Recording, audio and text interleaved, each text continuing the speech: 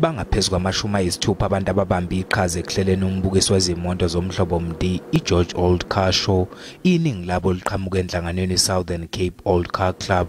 Izimoto zase-Italy izona ezizobe zibhekwe kakhulu kulo mbukiso. Obviously the main highlight is going to be our Italian exhibit we're going to have. The Ferrari Club is coming with 10 or 12 cars. We're going to have a few Lamborghinis there.